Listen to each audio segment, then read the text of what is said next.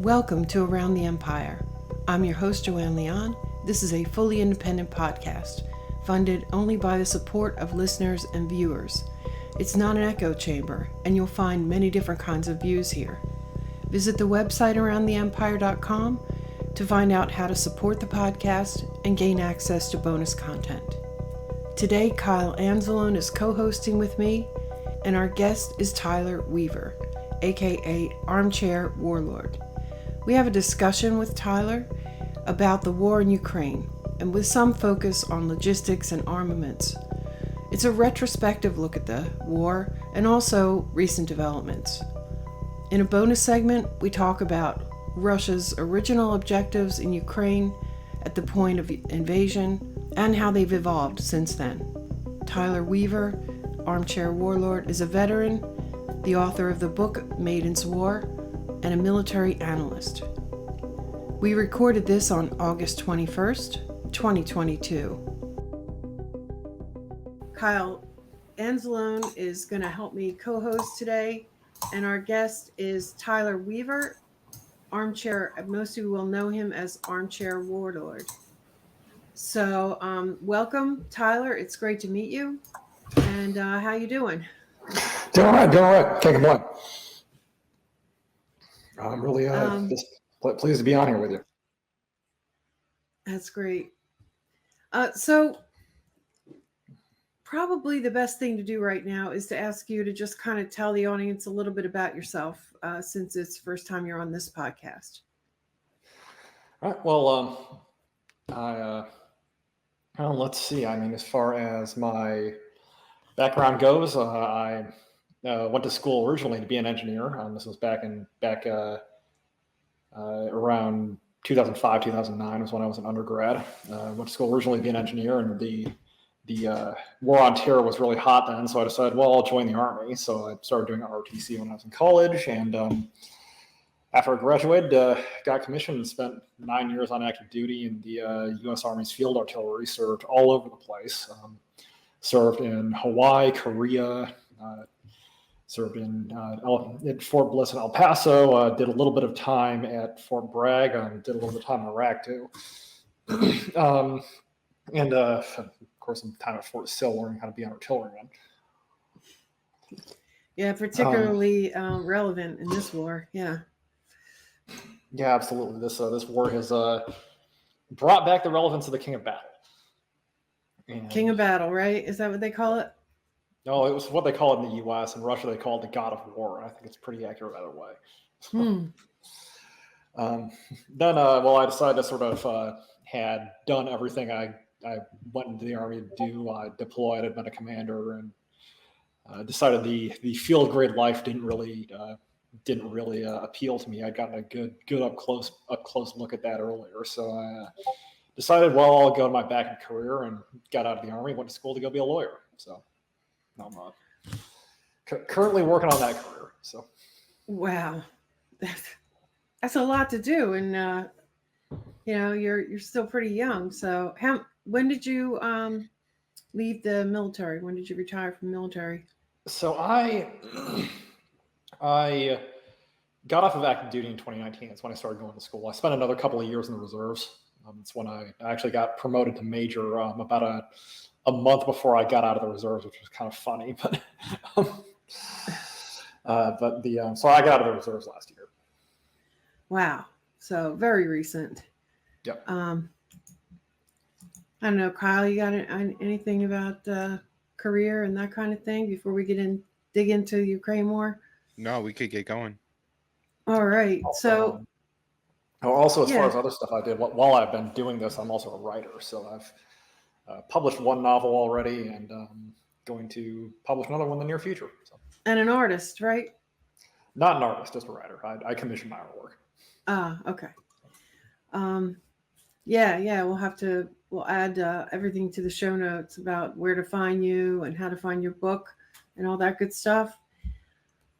Yeah. So let's talk about the Ukraine war. I'm not sure exactly when I first came across you on Twitter, but you were everywhere. You came up in threads all the time and retweets, and And then somewhat recently, I guess a few weeks ago, you decided you were going to, kick back from Twitter and sort of retire from this role that you've been playing. And you say, I guess it was July 21st, you say, it occurs to me that today marks what is, I believe, my 4th month of being active on Twitter. And I think I've accomplished what I set out to do here. And you thank everybody for their support. And you say, you kind of talk about why you got started with this. You said, bluntly, I got angry and got active because of the terrible coverage of the war in Ukraine coming from what should have been authoritative sources. These people have now been discredited as propagandists, and we're all better off for it. And you said, and along the way, I shared some of my passion for the art and the science of war with you guys and sold some books. And then you talk about how you have more books, I think this says, currently planning on releasing Valkyrie Night and Cyber Monday this year, and should have pre-orders up sometime before then. So looks like you have 2 new books coming soon. And just one, but this is the manuscript. And then you say that you're moving on with your life, and you just explain why you're going back to school, but you don't plan to be as active on Twitter anymore. So I'm really glad that we got a hold of you before you retired completely. Or we've been actually planning this for like more than a month.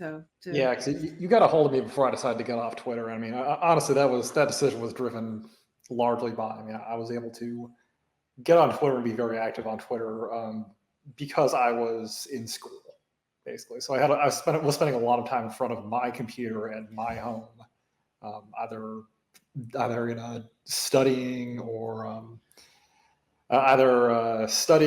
for school or studying for the bar, and I sort of had the ability to kind of tab back and forth and play the Twitter game.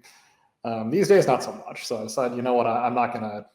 Social media is it's a genuine fight on there. So it's like, you know what, I need to take some time and get off of the constant 24/7 Twitter battle and sort of get my mind right, because I actually have a career to start. So. But yeah, right. So all right. So yeah, I'm very, very happy to be here with you guys, certainly. So I guess before we get into the expertise, which I'm anxious to hear about your thoughts about all this artillery war, but I'm curious to hear, maybe we should just recap sort of a summary of what's happened so far. It's pretty, it's at a high level. It's complicated, but it's also simple. There's like the phase 1 of the war. I assume, are we still in phase 2 or are we phase 3? I'm not even quite sure. The way I would break it up, I would say that we're still in phase 2. Yeah, it seems that way to me. I think it's been very slow. Yeah, it's been slow. Where the Russian objectives from April to now have basically remained unchanged. They haven't really announced new targets, and their sort of operational scheme has been largely consistent from April until now. It's just sort of slow sledding. Well, let's talk about that phase 1. Yep. A lot of different people have a lot of different ideas about what was going on there. I know Kyle and I, in those early days, and a group of us, we were really watching closely. Some of us even had live streams of Kiev going on when the invasion first started, and I was like, I thought that there's no way that the Russian army could be this. I thought, did I underestimate them, or what are they doing here? And I sort of decided that first move must have been a feint of some sort to while they got things set up in the Donbass. But talking to Mark Sloboda, he had already told us that there's a very high chance that they would do attempted decapitation strike in Kiev, right? And I had the hardest time believing that. But now I lean more toward, it looks like they really did pretty much mess up that first. Things didn't go the way they thought it was going to in that first phase. They did attempt a decapitation strike on Ukraine, and then they just shifted over to their phase 2 plan, which was to focus on the Donbass. But I know that there are a lot of different people that think a lot of different things, and my view changed a lot, from the beginning till now. So I'm curious what you think. Well, this is actually kind of funny because I was talking to Mark. I was actually talking to Mark this morning on a panel with Anzalone. So Yeah, I actually heard his opinion firsthand. Yeah. I mean, I think the rush. So just to recap for our viewers here who may not be that that familiar with what actually occurred in phase 1. So in phase 1, what we're calling starting basically February 24th. And actually, it's important to note here, which this may provide some context for the Russian attack, is that prior to February 24th, the Donetsk region had been fairly peaceful for a couple of years now. I mean, of course, the Ukrainians were shelling it, but they weren't. The fire was not intense. There wasn't a lot of fighting happening. And immediately prior to the Russian invasion, basically from February 20th to the 23rd. Or what was this? I think I would need to look at the exact documents to really sort this out. But the OSCE had a observer mission there, which was tracking ceasefire violations. And I think from the 17th to when the OSCE pulled out on the 21st, because it was literally getting too violent, there were ceasefire violations went from 10 or 20 per day up to 2,000 reported artillery shell impacts. I think on the 21st. And so there was a large increase in shelling in Donetsk immediately prior to the Russian invasion, which may provide some of the context for that. Because I mean, certainly back in January or early February, there was a lot of speculation that the Russian deployment to Ukraine was a bluff charge, right?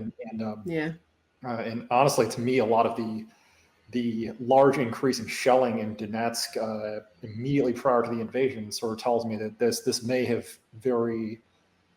the Ukrainians may have decided that this was a bluff charge, and they may have they've been building up troops in the area for some time previously. That may have been their preparatory fires prior to them attacking Donetsk. That may have actually been what prompted the intervention, rather than this all being sort of pre-planned. Which would be consistent with. Let me put my phone on silent. I apologize for that. Edit this out in post.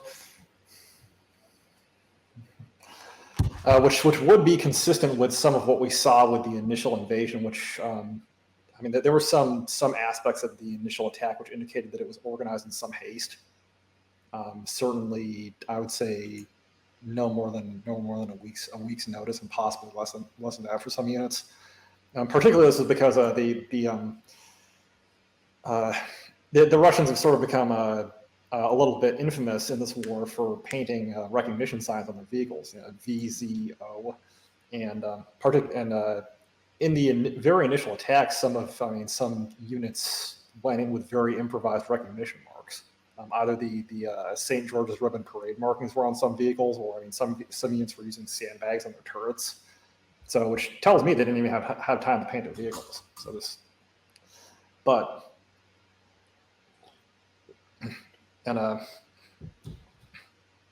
also there was some sort of discussion that the Russian command structure early on might have been a little bit fragmentary, which I think part of that probably just has to do with the West not having a very good idea how it was laid out, and then us just assuming that meant that they didn't have one.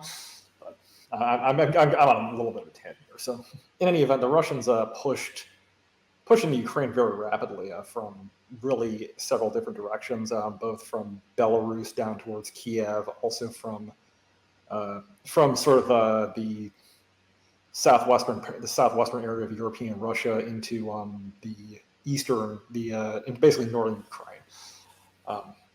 The sort of Chuguev, Sumy region there, that sort of northern bulge of Ukraine in the northeast. Also, they pushed up from Crimea very rapidly, and actually, this is probably one of the major unsung coups of the war was they bounced the Antonovsky Bridge leading to Kherson. And the Ukrainians were not able to demolish it, and that would have been astonishing if they weren't. And they had tanks rolling across that bridge and took the city of Kherson very quickly. Yeah. And they also from there they pushed across.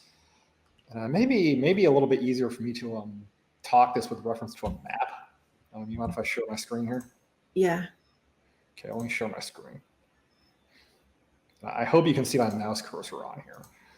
Let me see. Yeah, I'll bring it in when you set it up. Okay, here we go.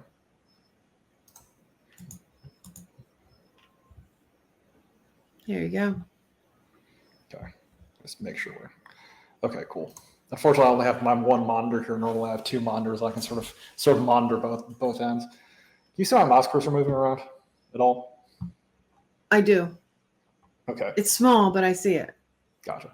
So they pushed up into the Kherson region here, and from up north from Crimea, and they also pushed simultaneously. They pushed east from northeast from Crimea, and linked up with their troops in the Donbass and surrounded and besieged the city of Mariupol down here on the Sea of Azov.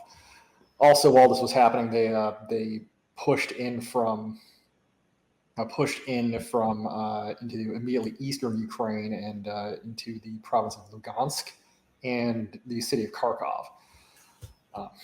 Now, some of these thrusts were more successful than others. Actually, I'd say probably the least successful operation was their attempt to take Kharkov from the march. That actually did not turn out very well. And I mean, I guess I'd have to preface this by saying the initial Russian plan was likely heavily premised on the idea that the Ukrainians would fold up. Right. Which I mean, honestly, that was not a, considering that most of Western intelligence thought the Ukrainians would fold up at the time, that probably was not a very bad assumption, but the Ukrainians didn't fold up. And given that a rapid Russian victory in this war would have required basically the consent of the Ukrainians, because I mean, if you look at the respective sizes of the armies on paper, Ukraine absolutely should have been able to defeat a Russian invasion of the scale. Given the size of their military, Ukraine pre-war had a very, very large military, still does. I mean, it's on par with the size of the U.S. Army. I calculated it up sometime. I think I calculated it up earlier. It was something like they had something like 51 brigades, frontline combat brigades, and another 25 basically reserve territorial defense brigades on top of that. How big are their brigades? Really the same size as a U.S. Army brigade. Is about 3,000 troops. 3,000, yeah. Yeah. So a very large force, and they'd been, and plus on top of that, the Ukraine being an SSR and a major arms manufacturer pre-war. Actually, I mean, they didn't produce very high quality arms, but they did produce a lot of weapons. In recent years too. Yeah. Were they still? Yeah. Okay. They were producing. Really the full not quite the full spectrum of weaponry. They were not producing like aircraft and so on. And they're advanced. They're making some tries at building advanced missiles, but their stuff wasn't very good. But they could certainly produce tanks, anti-tank missiles, armored personnel carriers, and also they had a huge stockpile of Soviet equipment to refurbish. Right. In fact, their main battle tank during this conflict is the T-64, which, as its name indicates, was introduced in 1964, and but it's still a very capable tank. Actually, when it was introduced, it was honestly decades ahead of its time. Would have given NATO a real shock during the Cold War to run up against these things, but it's sort of a predecessor to the T-72 with very similar capabilities. The T-72 was honestly developed as sort of a cheaper version of it. But basically, you think that they thought that from every angle or most angles, they thought most of the operations were going to succeed pretty quickly because they were Yeah. going to fold. And I think I don't know what to believe, but there's a lot of talk of arrangements that had been made. People had been paid off, and there were a lot of things they expected to happen didn't come through. Yeah. What ended up happening was the Ukrainians, rather than folding up, they fought like hell. And when it became obvious that there was not going to be a rapid capitulation, you could see this from the Russians in the north. I believe their mission changed to essentially just to pin down and destroy as many Ukrainian forces in the north as possible, because the Ukrainians brought a lot of troops north to defend Kiev.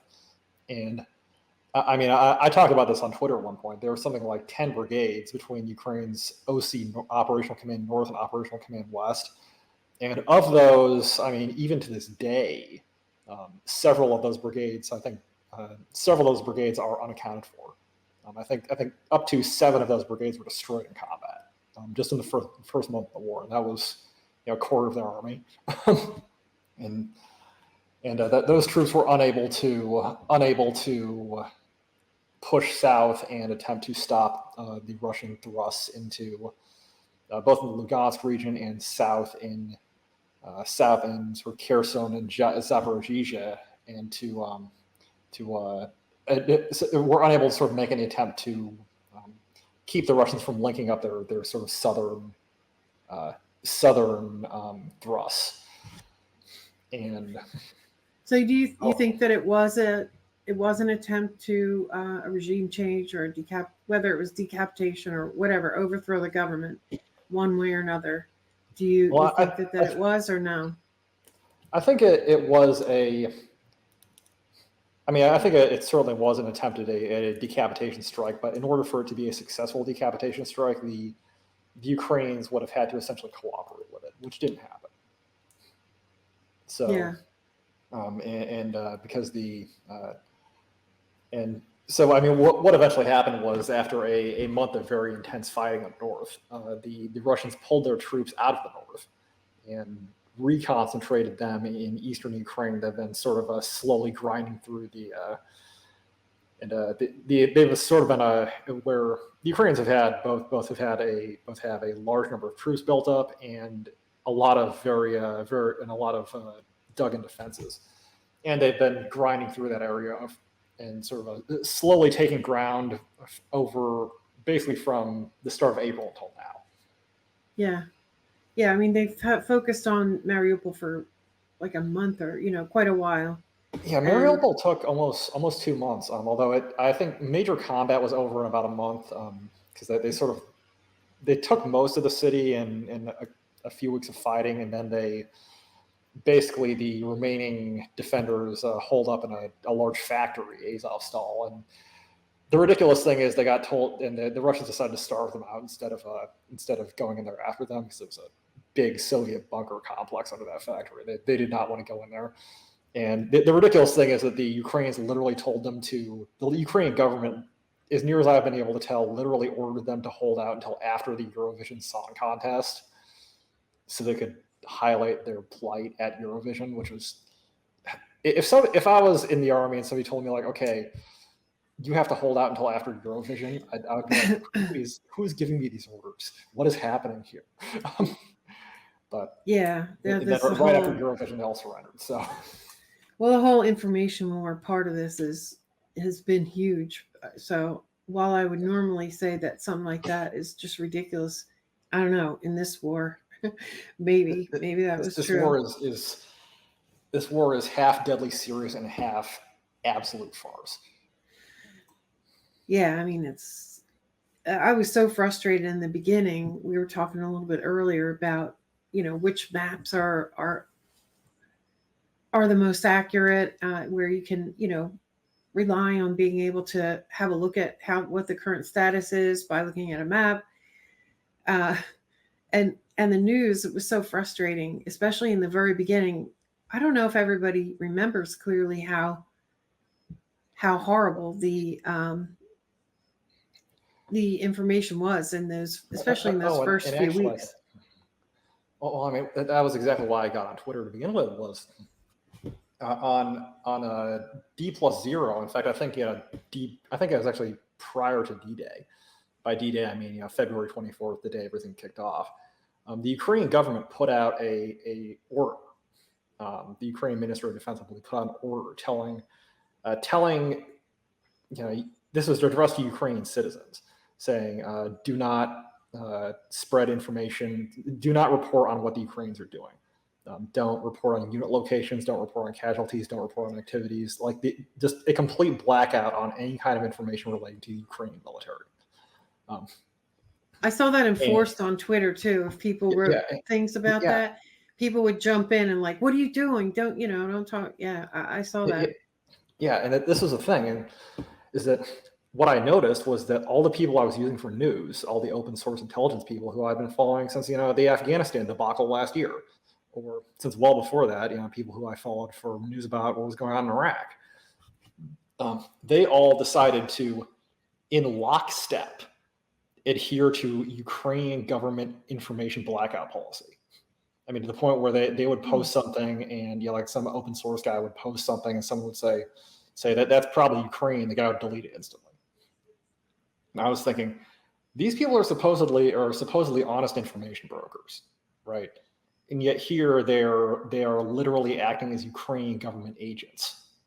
And so it's impossible to get it was impossible to get an accurate view of the war based on the sources that I was using, because they were all actively concealing Ukrainian activities and losses. And there were detailed psyops going on, trying to make it seem like the Ukrainians were doing much better, like the Ukrainians were doing better than they were. And so that pissed me off a lot. And so I started posting and started debunking these people. And well, here I am. So, in the early days, I actually think that went for both sides, trying to make their situation look better than it was in the very, very early days. I agree that right now it is very one-sided. But Kyle, I don't want to dominate. You want to jump in here for a little bit? No, I mean, I pretty much agree with everything. I would say, if you look at the political situation and what Russia really, really strategically needed in Ukraine, the area north of the Crimean Peninsula is absolutely key to providing water to the people in Crimea. And so everybody kind of misses what a win that was. They say phase one, or the initial invasion, was a complete failure. They made a lot of progress on the ground very fast. Also, turning the Sea of Azov into a Russian lake was absolutely huge. NATO was planning on working with Ukraine to build military bases there. Of course, if there's any Ukrainian territory along the Sea of Azov, it creates a lot of problems with the Kerch Strait. And, now you got to let Ukrainian ships in, everything like that. So I think, a lot of people miss that there were some real major Russian successes early in the war. I guess I always imagined that there was a lot of bluffing going on in Moscow, and they really anticipated that at some point Kiev would either negotiate or crumble, that Zelensky would either flee or that he would negotiate. And I'm guessing that the amount of military aid that the West has provided to Ukraine and the amount of insisting that Ukraine doesn't negotiate has probably surprised Russia somewhat. I was wondering, though, one major question that's always been on my mind is, very early, that first weekend of the war, it seemed like there were some videos coming from Kiev, not these outlying areas that Russia was eventually in, of some fighting going on. And I was always curious, and if you have any idea of who was fighting there, because it seemed to me, and with what we learned later, nobody ever brings this up, but it almost had to be forces or people within Ukraine fighting against each other. I'm guessing it's because they were just giving out weapons to everyone in Kiev for a while. Yeah. So, and actually, this was the canary in the coal mine for me, as far as, because pre-war I was pro-Ukrainian, right? I mean, I was in the U.S. Army for a long time. It's been United States policy to support Ukraine, right? The U.S. is generally anti-Russian. And the canary in the coal mine for me in this entire affair was watching the Ukrainian regime as Kiev was under threat there, within 24 hours, they were opening up arsenals in Kiev and handing out assault rifles to literally anybody who wanted one. Right? They just did a mass handout of both small arms and even heavy weapons to citizens in Kiev, and just to literally anyone on the street who walked in and wanted, hey, could get an AK off an army truck, and I was doing YouTube shows at the time about this. I was saying, oh my God, if the Russians push into Kiev, Zelensky just turned every person in Kiev into a lawful military target, right? Like the Russians are going to have to just go in weapons free because the population there has been completely armed, and there is no sort of command authority over them. There's no attempt to even organize these people. It's just a mass weapons give out, or just a mass weapons handout. And I was looking at this, I was like, oh my God, this is going to result in a bloodbath if the Russians push into Kiev. And completely intentional decision on the part of the Kiev authorities. And sort of the canary in the coal mine for me, like, who the hell are we supporting here? So what we saw in the ensuing weeks in Kiev was just there were nightly, daily, massive gun battles in Kiev, because guess who went and got guns from the army? It was every criminal and gangster in Kiev went and got himself an AK, and they spent the next month fighting each other. It wasn't the Russians. Then you always hear reports like, oh, we rolled up this Spetsnaz cell that was trying to infiltrate Kiev, and we shot these infiltrators. They were talking about all these infiltrators coming in. It was just other Ukrainians with guns shooting at. It was just Ukrainians with guns shooting at each other and pretending it was the Russians afterwards. And this was going on for a month at least, and then I think they probably stopped reporting it. I'm sure it's still happening to some extent. Yeah, I wonder. I think that story may be yet to be told. If it's true that they really had made arrangements ahead of time, and they thought they were going to come in, and they had paid off a lot of people and all of that. I don't know. There could have been some intrigue there in terms of who was collaborating, and if they somehow found out. Who knows? It could have been some of that too. But there was a huge emphasis on insurgency fighting, and we were focused on it because there was a Zbigniew Brzezinski speech that I had always bugged me back since 2014, or I think 2014. And this was sort of like his wet dream to street fighting citizens fighting against Russians to prevent an invasion or to resist an invasion. And Brzezinski used to talk about that. So I don't know. There was the Molotov cocktail meme, actually. That was the other thing. That too, yeah.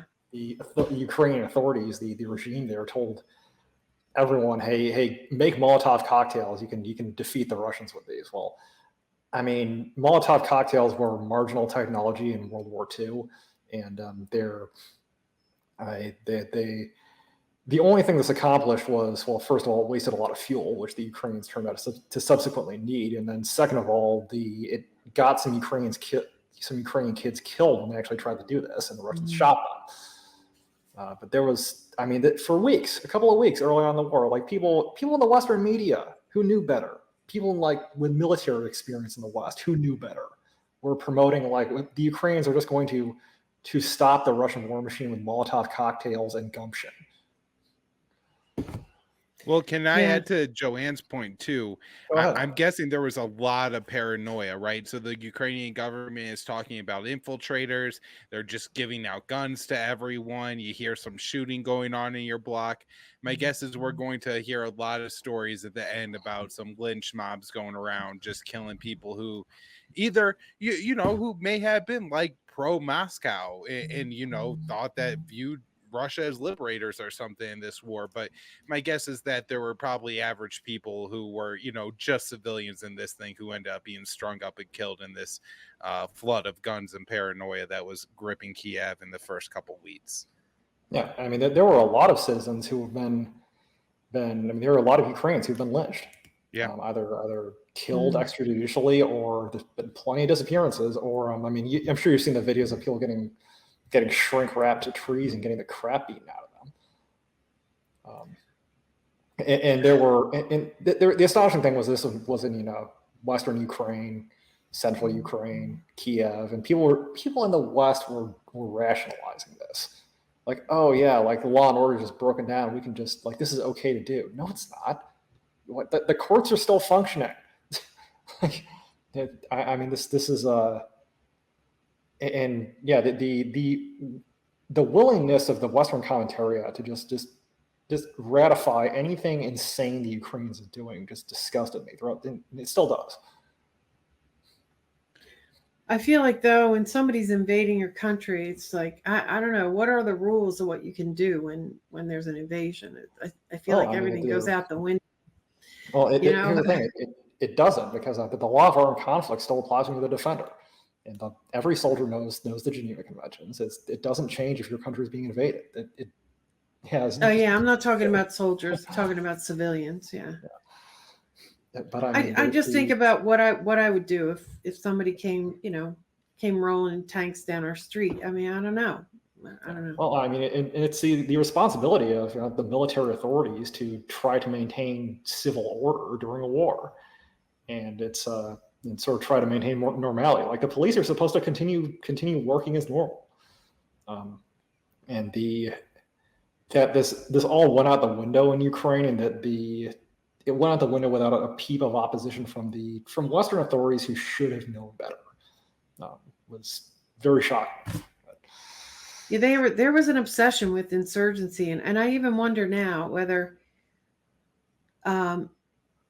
more planning was done for insurgency type operations than it was for actually fighting off an invasion. But that's just I'd say that's accurate. I mean, I think I mean, you want to talk about Russian intelligence failures? That I'd say one of the largest intelligence failures of NATO was that the entire Western military establishment expected Ukraine to collapse quickly, and the initial planning seemed to be the initial planning on the part of the Pentagon seemed to be very geared towards stirring up an insurgency in Western Ukraine rather than supporting the conventional army. And this is I mean, they've said as much in hearings. Yeah. So after the phase one, and it's been a slow retaking of the Donbass area, but I'm also curious about foreign fighters.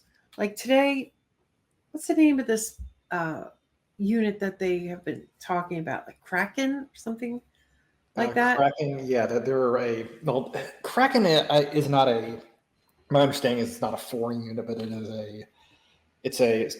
so just to sort of give you a primer on the structure of the Ukrainian military, there's the Ukrainian regular army, and there's the territorial defense, who are sort of irregular reservists, and then there's the National Guard. And the Ukrainian National Guard was my understanding of things is it was a organization stood up after 2014, after the old Ukrainian government was overthrown, and we can have I'm sure we can go around in circles about the legality of that. I actually don't have a strong opinion on the subject.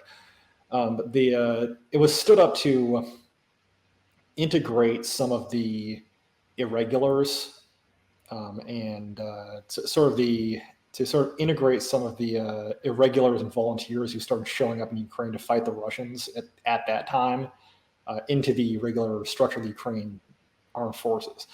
thing was, many of these people who showed up to fight the Russians at that time were, to put it lightly, because I'm not sure I don't want to get your show demonetized, ethno-nationalists, to use a euphemism, right? Right. The sort of ethno-nationalists who like goose stepping and torchlight parades. So yeah. And so Kraken is one of those kind of units. Same thing. Oh, it is. Okay. Same thing with like Azov, which was. So it is along the same lines as Azov? Yes. Okay, this is one I hadn't heard of along the way. Yeah. My bad. Yeah, there are several of these units, and they're all sort of friends with each other and integrated into the Ukrainian National Guard. So, and despite the fact that every single one of these units would be ineligible for U.S. aid or military assistance if the law was being followed, they all seem to get all the latest stuff. Like they're just swimming in very fancy Western weapons and javelins and laws, and it would be hard black illegal to give any of these people aid if Ukraine was in a normal war. So, Kyle, wasn't it? Did they change? There was something with Congress on this. It was. Oh, there's a James Carden article from The Nation. I want to say 2016, 2017, back when Tulsi Gabbard was still in Congress. They tried to pass an amendment to the NDAA that would have prevented the Pentagon from arming any group that was deemed too close to the Nazi end of the political spectrum, and so they that was then taken out. And we've had admissions from like former official Evelyn Farkas pretty much saying that they are, but you use who you got, and just to add to the problem with when martial law took in place and everything, these were the groups that were enforcing the law, right? So there really was no law, because it in a lot of places it's these crazy ethno-nationalists, including apparently in Kiev. At least reporting from the Gray Zone said that C-14 took control and was enforcing the rule of law in the streets, at least parts of Kiev. Yeah. When in the beginning of the invasion? In the opening months, I don't know exactly like what day, and my guess is nobody controls the whole city, but they control a chunk of it. Yeah, and I mean the Ukrainians, they appointed, even back going into 2014, 2015, they appointed a lot of I'll say again, ethno-nationalists into senior, very influential positions in the security apparatus.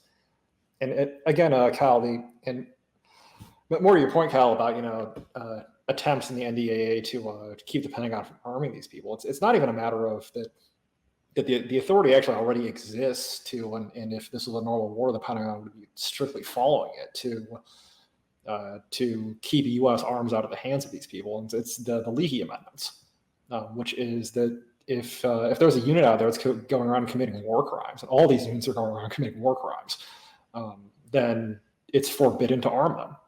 U.S. aid cannot go to that organization, and this is something we even enforce against our allies. Like Turkey gets wrapped up in this all the time, and there's an entire process involved in the provision of any military aid to any country to make sure it complies with the Leahy amendments, and this process has just been completely ignored. Like Ukraine is the exception, right? Every other country, this gets strictly followed. Ukraine, nobody cares. Aid just gets shoveled off the back of a truck in Lvov and disappears into the country.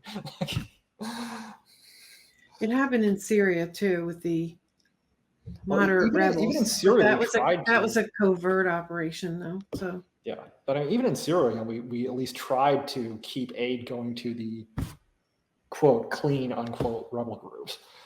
Now, granted, a lot of these people were cutouts for extremists, anyways, but at least there was a showing made.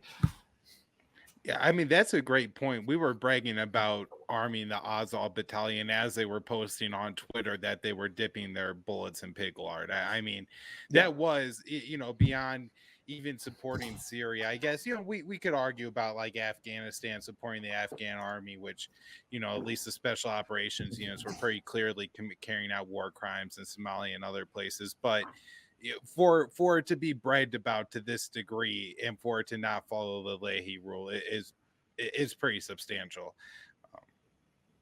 Yeah. Yeah, it definitely crossed the line this time. And even the denials of what they were or who they were they were only half. It was really impossible to deny it, right? Because several weeks before and some months before, you had mainstream media news writing about what they really were. And then there was like a very weak attempt to like say, no, they're not. Right. They're okay. They're not Nazis. There was actually an episode of the TV show Trafficked, which is like, what regular people watch on their TV, like Locked Up Abroad. It's that kind of show that actually profiled the Azov Battalion and about how they're white nationalists. And I think January. It was like a month or two literally weeks before. Yeah, like if you're just a regular person sitting there watching TV, you would have heard that they're white nationalists in the Ukraine. Yeah. Oh, and I mean, people have said, these Ukrainian ethno-nationalists are connected to various ethno-nationalist groups here in the U.S., which was widely reported prior to this. Mm-hmm. And actually, this is a little bit on a tangent, but I don't know how the hell our entire political establishment, from the far left to the far right, how are all these people somehow connected to Ukraine? They're all connected to just different parts of the Ukrainian regime. It's astonishing thing. There are a lot of astonishing things about this war, for sure. Like you can go from the far left to the far right, and somehow they're all connected to Ukraine. As long as it's now caveat, as long as they're in the establishment part of the U.S., right? Because there's like an establishment far right, which, to use the internet euphemism, glows a little bit. They're connected to Ukraine. The current administration is very connected to Ukraine. So, like. Yeah. So back to the foreign fighters. There was some report about killing some of the Kraken fighters today, and I think I caught this is not some. I just kind of caught it. I didn't get to read the whole thing, but they said some percentage of them were Americans that were killed today. Did anybody happen to hear anything about that? I didn't hear that, but it would not surprise me. Actually, this is certainly there are plenty of foreigners, both within the Ukrainian National Guard in these ethno-nationalist units. And actually, I'm not sure if you've ever heard of the YouTube channel Forgotten Weapons, but it's the guy. So it's a channel which mostly does stuff on antique firearms, but they also run a publishing house. And right before the war kicked off, they actually got in trouble and pulled out of a book deal because they were going to publish a memoir of a Swedish dude, a Swedish neo-ethno-nationalist who had been a foreign fighter in Azov, in 2014, 2015. And they sort of got into this deal with him without realizing he was like goose-stepping in torchlight parades. So this was right before the war happened. They had to pull out. So yeah, there's a plenty of there's a lot of foreign participation in these units. Yeah, I mean, I always figured, I don't know, in most wars, I figure we've got I don't know, special operations forces of some kind on the ground. Trainers, what do they call them? Advisors and trainers and things like that. It's been hinted at a lot. And then, of course, you had that whole effort to make it like the Spanish Civil War, where people would create a foreign legion, which I don't think that really worked out too well. But I don't know. What have you heard about how many foreign fighters do you think there are in this war? Well, this is actually interesting. The Russian military actually tries to track this, and I think their last count was there were a couple of thousand foreign fighters currently involved in the war. I'm not sure how accurate that count is. I know early war there were certainly concerted efforts to build a large foreign legion. These efforts failed pretty dramatically because they failed pretty dramatically in large part because the Russians did a very very large and very well publicized missile strike on a barracks complex where a lot of these people were staying in early March. People had just sort of been flooding into Ukraine to join the Foreign Legion, and a lot of them got killed. And so the bloody fact of the matter is it's a very nasty war, and the sort of volunteerism that you see, prior to this war, I mean, there were a lot of people who would go fight for the Kurds in Syria or whatever, and that was it was dangerous, but they were fighting ISIS. It wasn't that nasty of a conflict for them, anyways. They weren't in too imminent danger of just immediately getting killed. And so a lot of the foreign fighters who showed up to this war, people with combat experience in the War on Terror, U.S. veterans, British veterans, and they've said it's beyond anything they've ever experienced. It's a full-on high intensity modern war, and one in which the Ukrainians are very definitely on the back foot, and have they're fighting an enemy which they're fighting. They're in a lot of the time they're in the position of the Taliban were fighting us. They're getting bombed, getting shelled constantly. The enemy is much better equipped than they are, and that isn't something you go to. That isn't something that really attracts volunteers. Right. And literal trench warfare, right? So literal trench warfare, and you can see the extent the Ukrainians have had to go to keep their own people in there, because they were conscripting people at gunpoint,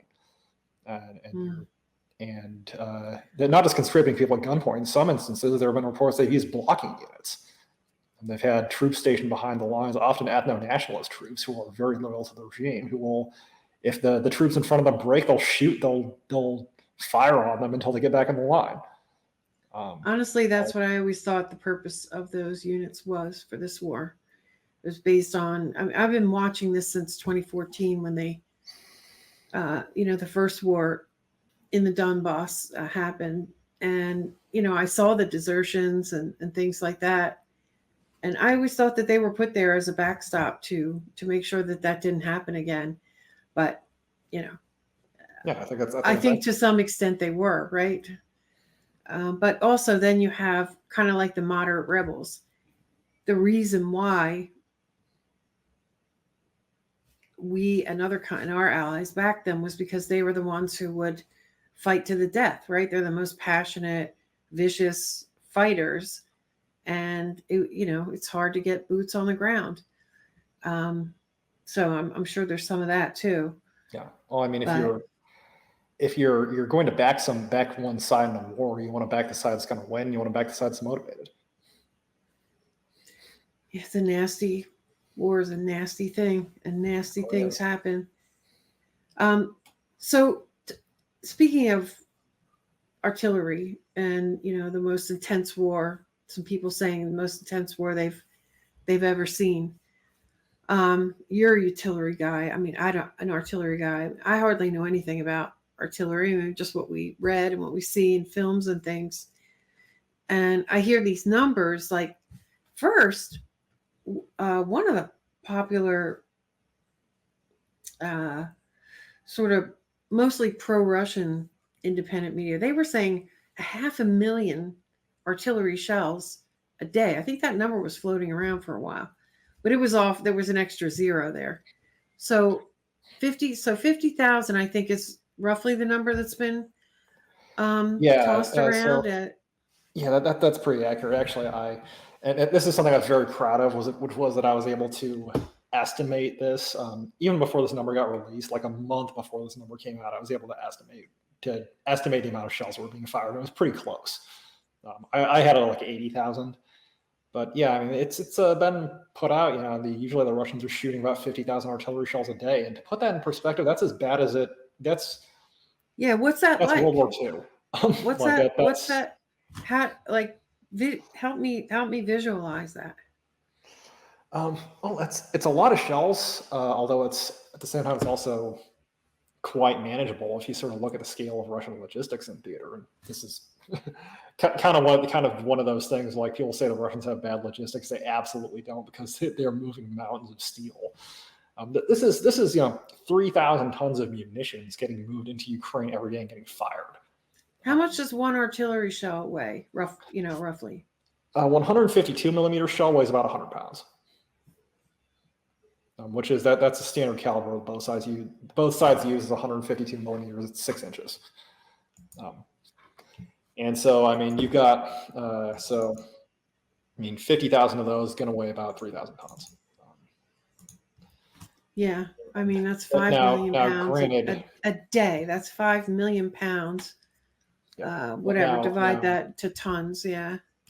Now, granted, not everything that's going in there and getting fired is the same kind of shell, right? Because there's also rocket launchers and missiles and everything else. But I mean, as far as 50,000 rounds of some kind being fired every day, that's pretty accurate. And they usually 100 pounds per round is pretty accurate as far as how much those things weigh. Because you got. Are they using mostly sort of routine artillery shells, or are they using those multiple rocket launchers? They're using a lot of those. Those things are pretty terrifying. They're very, very powerful weapons, very scary ones, very destructive. The Russians, the way they have their artillery units set up, and this also holds true for the Ukrainians, is they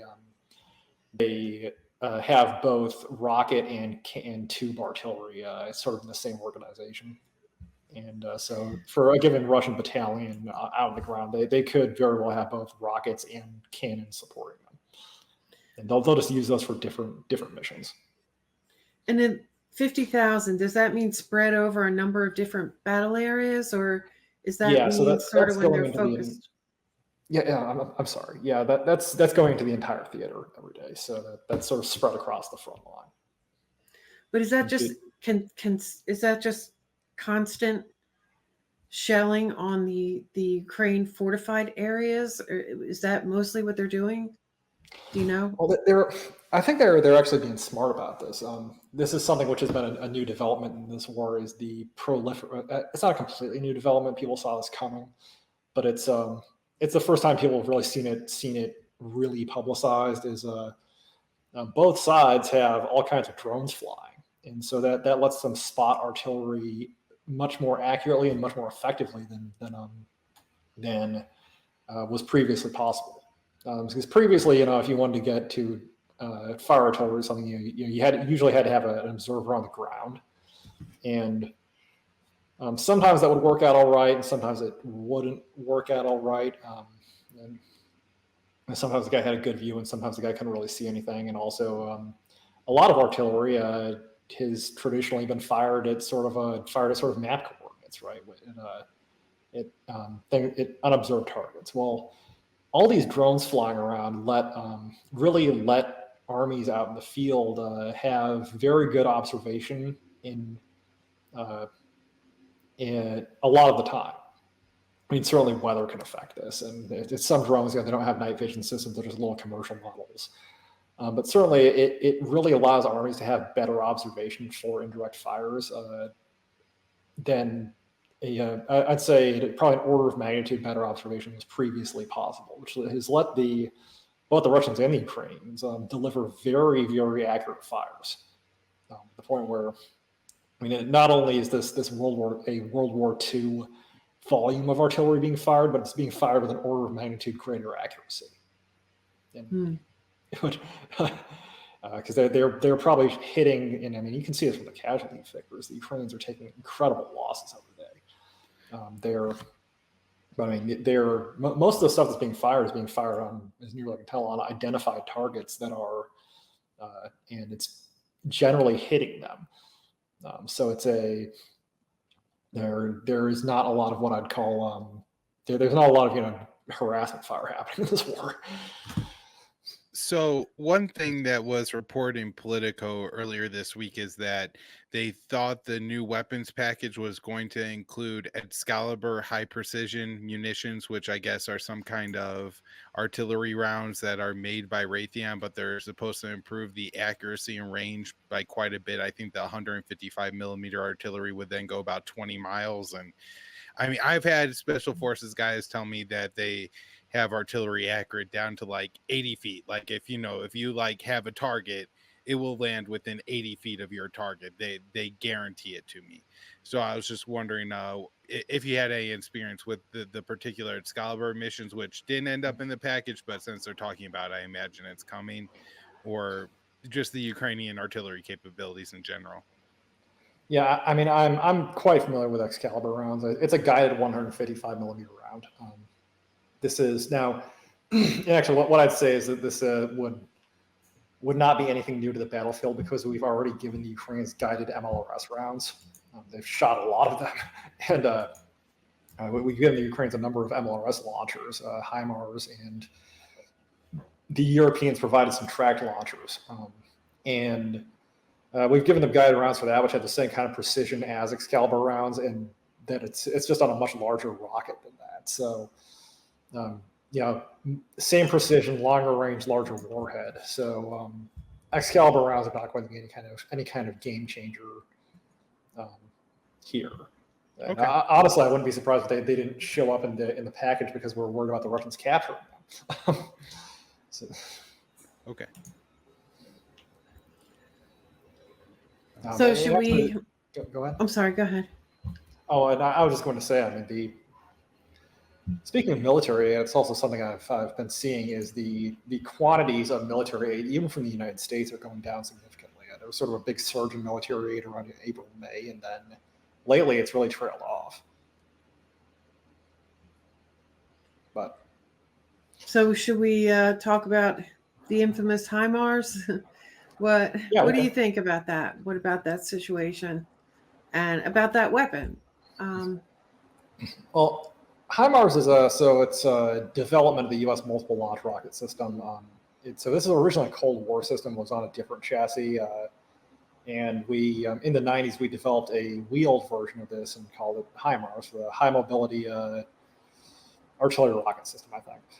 Just to sort of. HIMARS is the one of the U.S.'s main. It's sort of the U.S. Army's main rocket and missile long-range fire support platform. It really has sort of two different things you can fire. It actually does kind of double duty. It's both a sort of tactical MLRS, firing smaller rockets, 227 millimeter rockets, and you can also. They also make pods for the thing because the ammunition comes in pods, and they make a pod with 6 little rockets, and they make a pod with one giant missile in it called the TACMs. That has like a 300 kilometer range, and so in any event, we've supplied Ukraine with a number of these launchers and with the little rockets so far. They're still guided, but they're little, they're smaller. And I mean, I'm not gonna poo-poo the system. It's a good system. The thing is, the Russians and the Ukrainians pre-war both had very powerful MLRS systems as well, some of which had higher performance than U.S. systems did.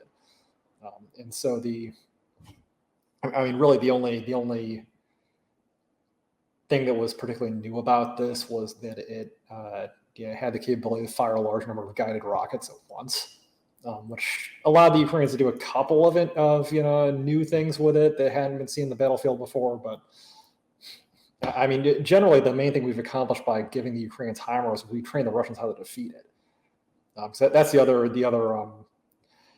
a story of the war, which is not, which I mean, it gets reported a lot, but it doesn't get analyzed a lot, which is that just normal Russian air defense systems are able to do missile defense incredibly well. And so I mean, when Ukraine first got HIMARS systems, a couple of months ago, back in early July, they'd shoot them, and a lot of the time they were hitting what they shot at. And then these days, they're firing MLR, firing Gimler's rockets at targets, and the Russians are just shooting all of them down. and it's and that is for a. I used to be an artilleryman. That's terrifying, right?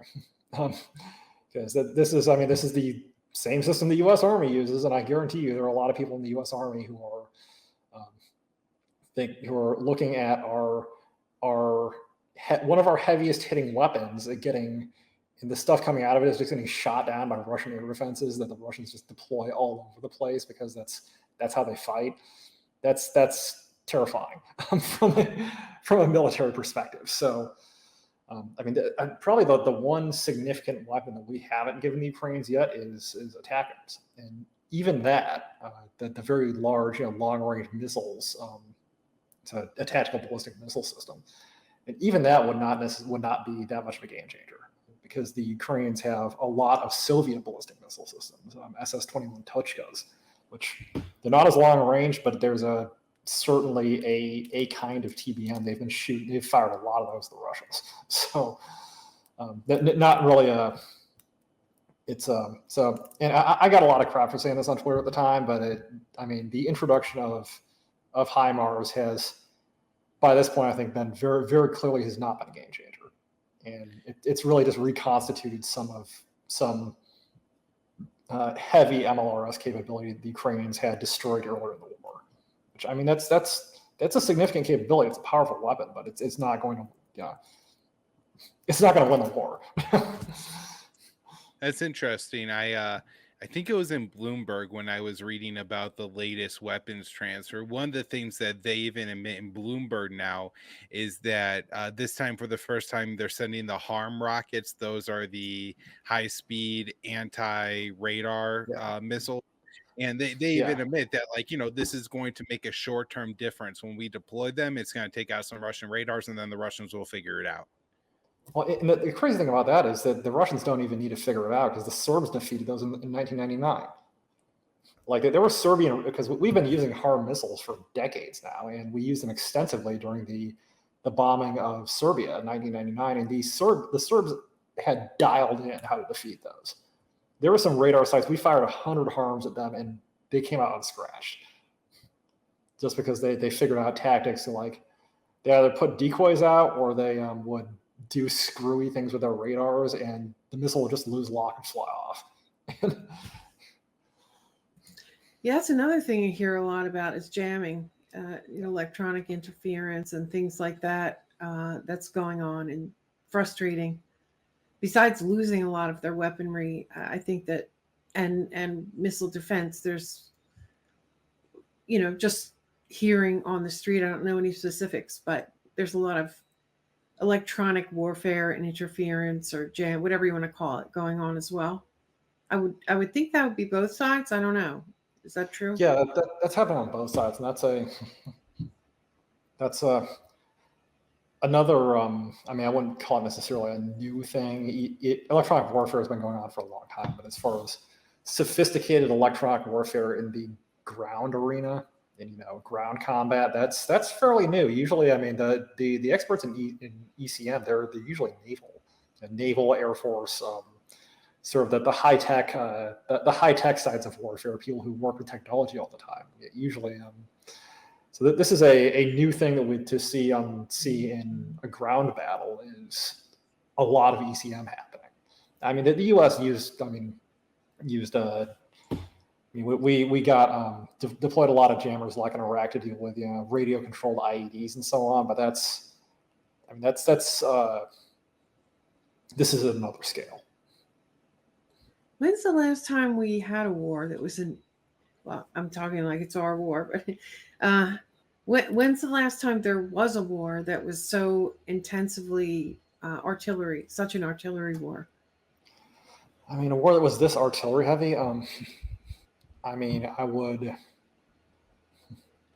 didn't mean to put you on the spot. Just kind of like it's fine. I'm just thinking. I mean, certainly World War II. Wow, that's a long time. That's a really long time. Yeah, I mean, there have been other, like Vietnam, or I don't know. What about there was a lot Iraq? Iran, Iraq also did come to mind. Although Iran, Iraq was not fought between people who are nearly as competent as the Russians and Ukrainians are. And it's different. There They're was a using lot, chemical yeah. weapons and stuff like that too. But just in terms of artillery, and then it kind of being a meat grinder like this, not a lot of battle lines changing and stuff like that seems kind of similar.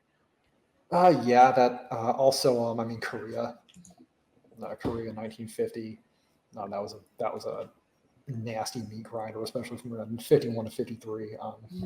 Certain periods during Vietnam were very conventional and very conventional in nature, and would be quite familiar.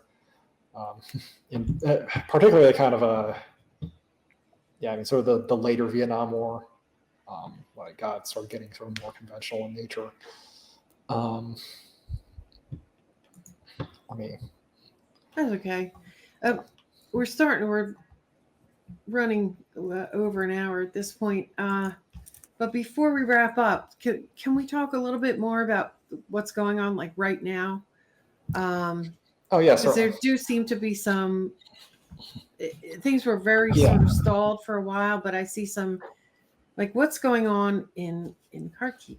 I thought that they were pretty much leaving that city alone for a while, but now they're shelling it. Why? Well, so this war has sort of a tempo where what we see in a lot of the time is the Russians will sort of break one Ukrainian line, then they'll pause for a while, they'll move up to the next line, they'll shell they'll hit that line for weeks, or in this case even months, and they'll with artillery, and then they'll eventually move up and push on it. And I think the last major movement we saw was in Lysychansk, which just to bring up. Let me show my. You want to put my screen up again? Yeah, sure. I can illustrate this a little better. Last major movement we saw was in Lysychansk, and you're still big, and okay, now you're okay. Yeah, what happened? Sorry about that. I'm still new with this tool. No worries. So yeah, the last major movement we saw was in Lysychansk in this area here. That was early last month. And then the Russians sort of pushed up to their current positions, and they've been. Interesting thing is that previously the Russians were focusing their efforts on sort of small areas of the front, sort of pinch out salients. One at a time. Back in May, they spent spent most of May reducing a salient north of the Seversky Donetsk River here, and then they spent basically the June timeframe reducing this area here, immediately to the east of the current sort of northeast shoulder of the Ukrainian position. So sort of Lysychansk, Severodonetsk area. Now, the interesting thing that's been happening over the last several weeks is the Russians are actually starting to push forward on a broad front, which it doesn't look very dramatic because they're not taking a ton of ground, but it's very significant ground because it's very pre-war. The Ukrainians built up a whole line of fortifications along the separatist regions of the Donbass, and particularly across from Donetsk, and they have a large number of troops currently stationed north of Donetsk in this area here. See this a little bit better in the inset. And so they have a combination of both repaired fortifications and large numbers of troops. And what we've been seeing over the last several weeks is the Russians are actually pushing forward on a broad front, and they're starting to take this fortification line across from Donetsk. And the thing is, once that line's taken, the Ukrainians are out of their prepared fortifications, and they're having to fight the Russians in open country. That would make their position dramatically worse. And so the Russians have not been taking a lot of ground over the last few weeks, but it's very significant ground. And also, we're starting to see some movement in the Kherson region as well. The Russians, just today it came out, they took a town in more of a village near Nikolaev, and so that there are some signs they're actually going to start a larger offensive on Nikolaev here in the near future. The amusing thing about this is that for months, literally months, the Ukrainians were trying to attack in this region, and they moved a lot of troops into this area, and they tried to attack several times with large forces, and it was a complete failure. The Russians defeated most of these attacks even before they got to the line of departure. In many cases, they destroyed these units in the rear with with artillery and missile strikes before they even got anywhere close to the front line. And so now the Russians are moving on to the offensive in the Nikolaev region as well. So I think we're actually going to see in the near future here some fairly dramatic, well, I wouldn't say call it fairly dramatic, but we're going to see significant movement across the entire front because and this actually includes the Kharkov region because the Russians have started what I would characterize as shaping operations north of Kharkov just in the last few days. They took the town of Udi recently. So this whole area, sort of very, very northwest tip of the line here, this is a new territory. And actually the Russians right now are, and Rybar is very conservative in their reporting. The reports I'm hearing right now is the Russians have pushed this northwest shoulder of their line much further south into Zolochev here. And that they may be attacking Zolochev right now. So that certainly the reports I've heard is that they're close enough to Zolochev where residents of Zolochev can hear, rifle and machine gun fire. So they're close. I haven't even studied that part of the map yet. I just have I have one question from patron and then the bonus segment. But Kyle, I'm sure you've got something you want to bring up, or maybe you do. Nope. All right.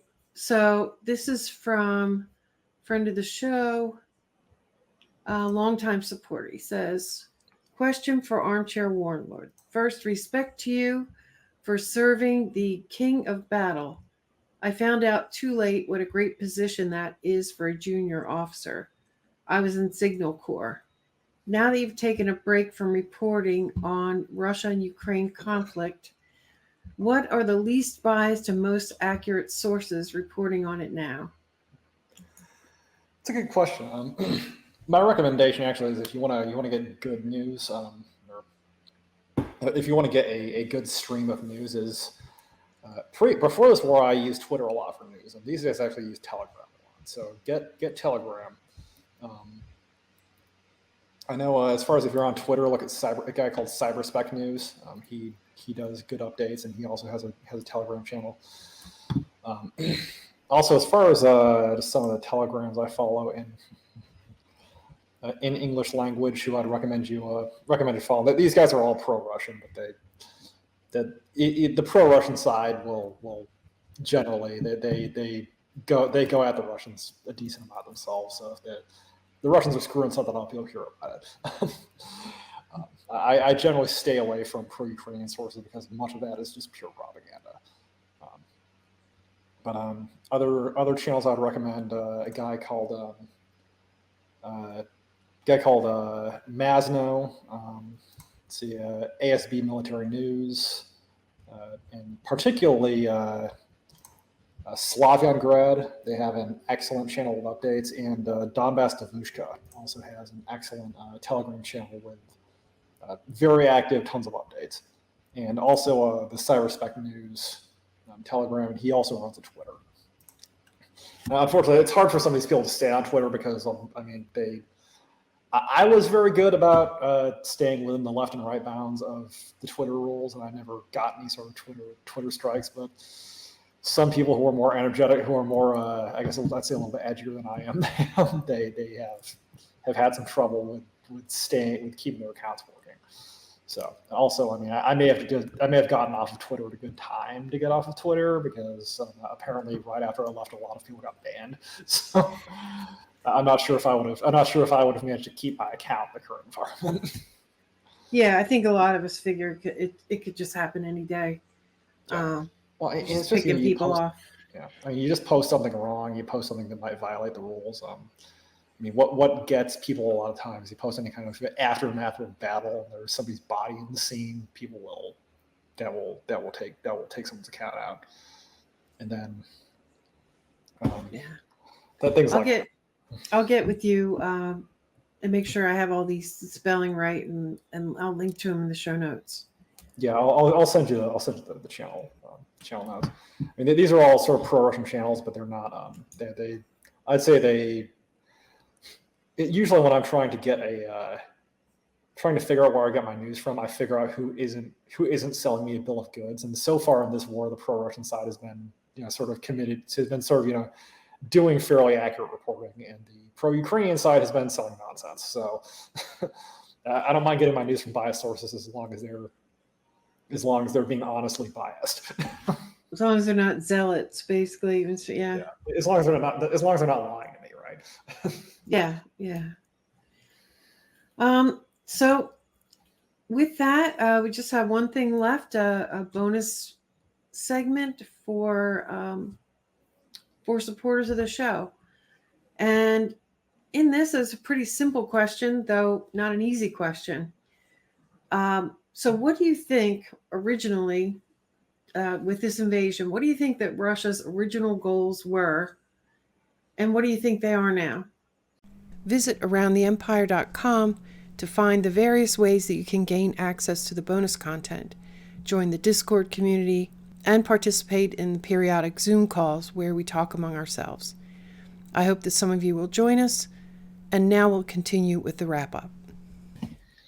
All right, well, if you would, I know that you have a lot of other things going on in your life and all that, but hopefully people, you still want to let us know where we can follow your work, certainly how we can find your books. I'm not sure if you have a website, but how can we support your work? I don't have a website, but if you want to support my work, I'll paste some stuff up in the chat here. Great. And also I'll paste those Telegram links.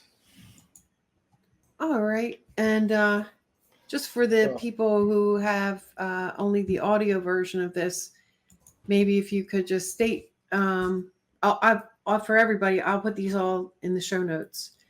But like on Twitter, go ahead. Yeah. So you can look me up on Twitter. I may become more active there in the future. Depending on my free time. No guarantees. You can look me just my handle on Twitter is Armchair Warlord, or @Armchair W. You can also look. I'm not currently active. My account is private, but that may change in the future. So we'll see.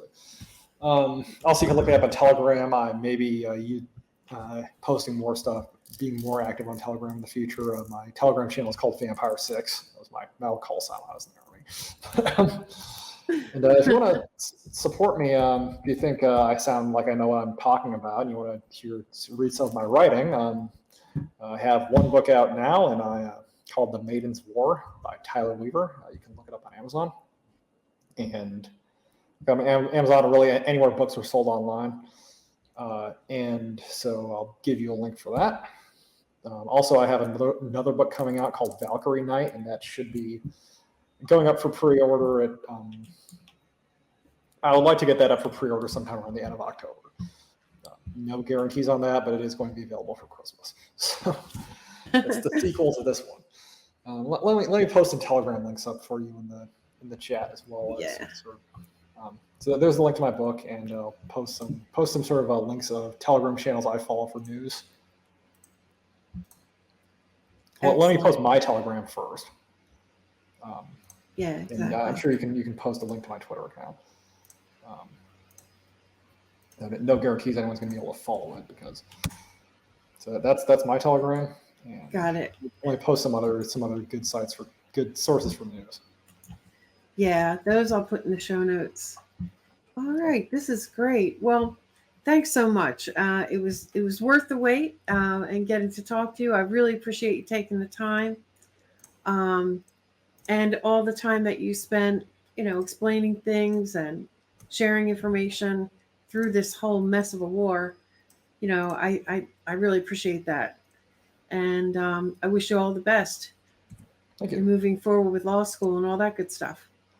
Yeah, I'm going out there in going out there and starting a new career. So got a lot of work ahead of me. Yeah, it's a good thing, though. It's a good problem to have. Yep.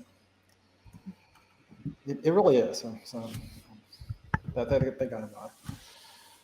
Yeah, it's been wonderful talking to you here. Thank you. Well, come back and talk to us again. Absolutely. I'd Always love to be back welcome. on at some point. Come join a panel. Come do another interview. We'd love it. Yeah. Well, who do you? Yeah. In fact, I was on a panel this morning actually. I think I missed that one. I'll go look for it. Look up Gonzalo Leo's channel. Now Oh, it's a yeah, I'm 4-hour familiar long with live stream, and I was only in for about the last hour and a half because they were Yeah, doing I'm a really familiar with strange that. time zone. All right, I'll look that up. Okay. With that, I'll just wrap up the podcast. Take good care, and thanks again. I appreciate it. Oh, thank you. Thank you very much. Thanks for listening. Special thanks to Tyler Weaver, Armchair Warlord, and special thanks to Kyle Anzalone. Follow Tyler on Twitter at ArmchairW, on Telegram at t.me/vampire6, and find his book on Amazon and at other booksellers. Follow Kyle Anzalone on Twitter at KyleAnzalone_ and at con_interest. Find his writing at Libertarian Institute and antiwar.com. This is a fully independent podcast, and this is an age of suppression and censorship, and your support is more important than ever. Go to the website aroundtheempire.com to find the various ways that you can get access to the bonus content and support the show. Don't forget to like, share, subscribe, leave reviews. All of those things help. Follow on Twitter at Around the Empire. Join us on Telegram, t.me/AroundTheEmpire. And we'll see you next time. Take good care, everybody. Hang in there.